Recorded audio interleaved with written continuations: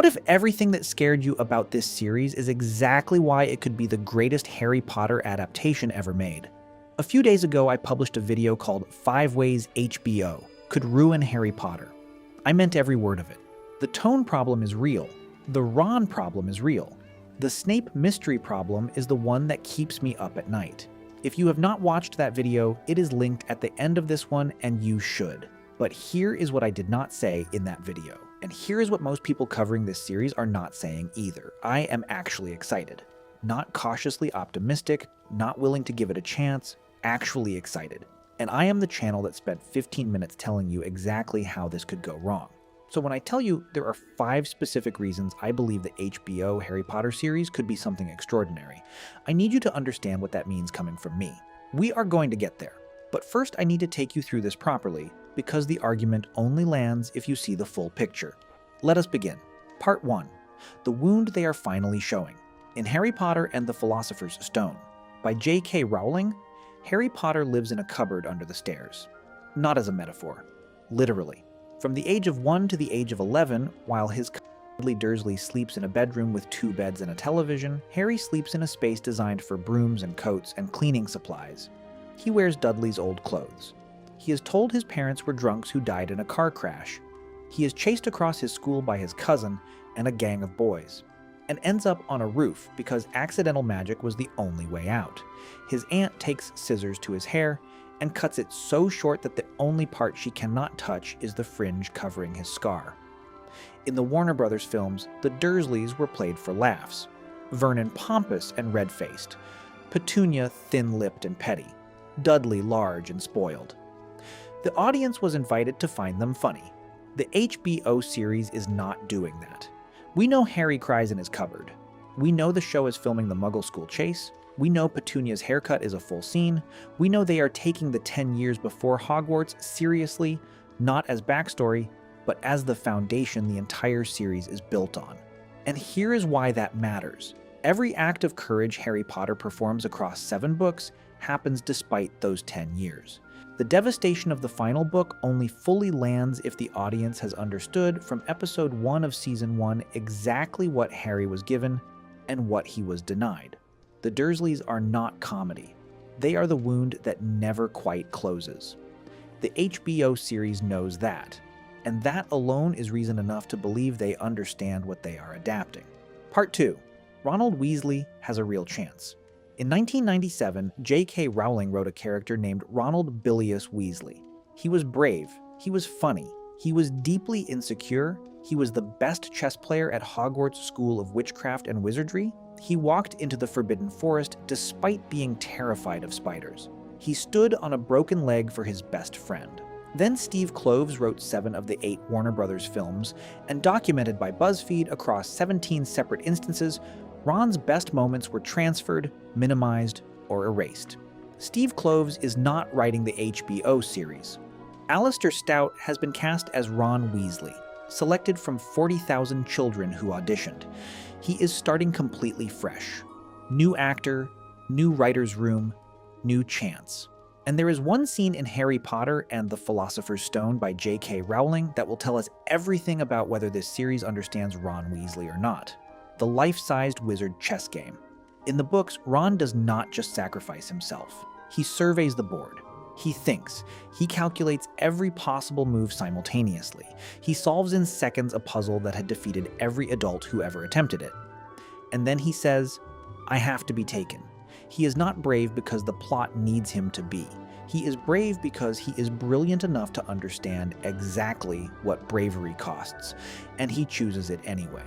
If Alastair Stout gets that moment the way J.K. Rowling wrote it, with the camera staying on his face while he works it out, with the audience understanding that what happens next is not instinct, but genius choosing to lose, so someone else can win, the HBO series will have done more for Ron Weasley in one scene than all 8 Warner Brothers films managed across 8 years. I am excited because for the first time since 1997, there is a real chance that happens. Part 3. The scenes that have never existed. There are moments in Harry Potter and the Philosopher's Stone by J.K. Rowling that have been inside readers' heads for nearly 30 years and have never once been put on screen. Halloween Night, 1981. Godric's Hollow. J.K. Rowling wrote Voldemort walking through streets lined with children in Halloween costumes. She wrote the silence before the door. She wrote what happened inside that house from the perspective of a man who believed he could not be stopped by anything, including love. The Warner Brothers film showed us a glimpse, a flash, a baby, a green light. The HBO series is filming the full night. The neighborhood, the streets, every second of it. Rubeus Hagrid on the London Underground, taking an 11-year-old boy who has never belonged anywhere through a city that does not know his name, toward a world that has been waiting for him since before he could walk. That journey was in the book. It was never in the films. Harry Potter on the roof of his Muggle school, 8 years old, surrounded by boys who want to hurt him, saved by a burst of magic he could not control and did not understand. These are not new scenes invented by a writer's room.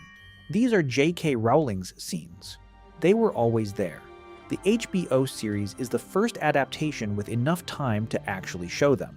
8 episodes per book means those moments exist now, and the first time a generation sees them on screen will be Christmas Day, 2026. Part 4. The most important creative decision since 1997. I have said this before, and I will say it again, because I do not think enough people understand what it actually means. The HBO Harry Potter series has committed to 8 episodes per book, not as a marketing claim, as a structural decision backed by a decade-long production commitment confirmed by HBO Chief Executive Casey Bloys himself. 8 episodes for Harry Potter, and The Philosopher's Stone alone is more screen time than the entire first 4 Warner Brothers films combined. J.K. Rowling wrote 7 books. Every single one of them contains more story than any film could hold. The Warner Brothers series knew this and made choices. Some of those choices were brilliant, many were wrong, and a handful of them permanently changed how an entire generation understood a story. Ron Weasley never got to be brilliant on screen. Snape's entire arc was compressed into 3 minutes of slow motion. Voldemort dissolved into ash instead of hitting the floor like a human being. Chapter 33 of Harry Potter and the Deathly Hallows, The Prince's Tale, one of the most devastating chapters in English literature, was given 9 minutes. The HBO series has chosen not to make those choices. That is not a small thing. That is the most important creative decision anyone has made about Harry Potter since J.K. Rowling finished the 7th book. And it is the reason that everything else on this list is possible. Part 5. Paapa Essiedu.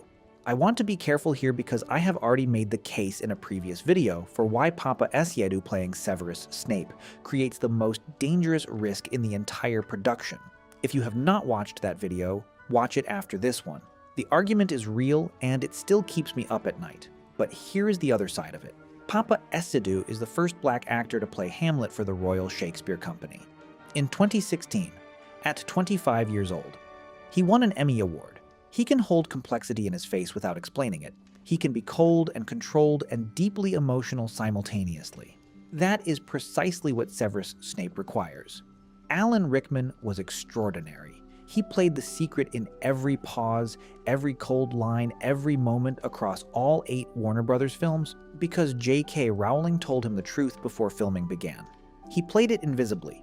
He played a man who had decided that the only way to survive 17 years of impossible grief was to become someone no one would ever look at twice. Paapa Essiedu can do that, not because he is trying to be Alan Rickman, because he is an actor who understands exactly how much a person can carry without showing it. The risk is that the audience already knows the secret. The opportunity is that an actor of Essiedu's ability, given the instruction to make Snape genuinely unpleasant for 6 full seasons, could make the reveal in Season 7 land harder than it ever did in the films. Precisely because the audience spent 6 years believing they were wrong about him. That is not a guarantee. It is a possibility. But it is the kind of possibility that only exists when you cast someone extraordinary in a role that requires it. And that is why I am actually excited. So here's what I want from Francesca Gardiner, Emmy-winning Succession writer and showrunner of this series. From Mark Mylod, who directed Succession and Game of Thrones. From producer David Heyman, who was there for every single Warner Brothers film and knows exactly where they fell short. I want them to remember that the reason this story works is not the magic. It is what the magic costs. It is a boy in a cupboard who becomes someone who walks into a forest to die. It is the distance between those 2 moments and everything that happens in between. The HBO series has the time, the cast, and the structural commitment to cover that distance properly. For the first time in 30 years, every reason I have to be worried is matched by a reason I have to believe.